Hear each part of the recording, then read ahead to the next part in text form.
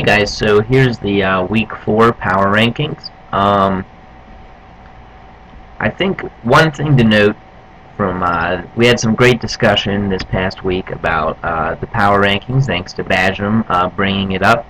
And I think that especially for like the first third of the season or so here, that I rank power rankings a lot based on whose position would I want to be in, because that takes into account both the recent performance, even though it's just been a couple games, and also like how I think they're going to do the rest of the year.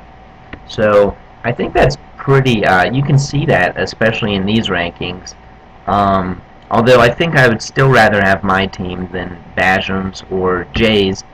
They both kind of deserve a higher ranking there. Um, Everyone moved around this week, except Dave, who might be stuck in 10th place for the rest of the year. Um, Catco deserves number 1. He's 4-0, and probably is going to be 5-0 after playing me this week. Tony also, I'm pretty sure, has a pretty good advantage this week, so he should keep his spot at number 2, or move up to 1, who knows. Billy and Mike were really hard to rank because I think they both have some issues with their team. I didn't know whether to flip-flop them or to move somebody ahead of them or what to do there. I kind of just left them in that area. I think they'll both be okay. And then Bajram and Jay are hot on their tail. Jay actually has scored a ton of points, whether that's luck-based or just that he has a good team. I don't know. Maybe he's starting to persuade me that his team is looking better.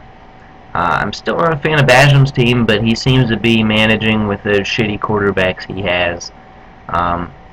And it looks like I put here that he has poor odds against the Farmers this week, and then I checked, and he's actually projected to beat them by 20 points somehow.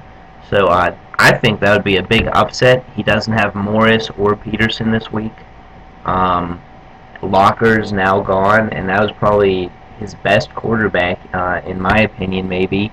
So we'll see how he does there. I moved myself down.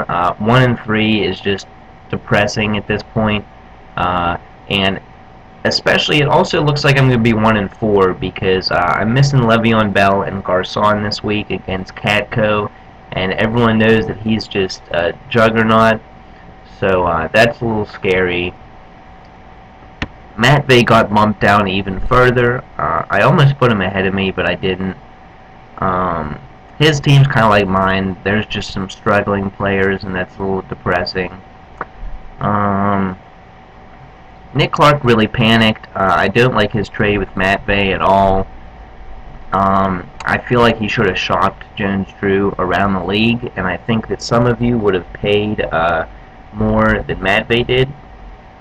But I don't. Just because he's your roommate, Nick, doesn't mean he's not willing to screw you over. Remember that. I also made a trade with Nick. I think it's mutually beneficial. He needs help at wide receiver. So we'll see how those moves help him out.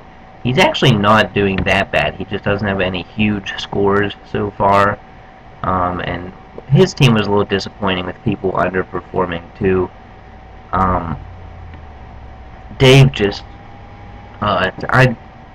Dave's team's just not doing too hot, and I don't think it's going to get any better. One thing to note, I think a lot of the people that moved down this week are going to be able to move back up soon. The bye weeks here are really uncertain coming up, and I think some teams' players are going to start to get it together. But I don't know. It's a tough week for the power rankings here. I don't really have that much to say, but there's a lot of uncertainty going on. This is probably the hardest week so far to rank everybody. So I'm curious to see what you guys think. Post on the message board somewhere about the power rankings, and it'll be a good discussion this week. So thanks for listening.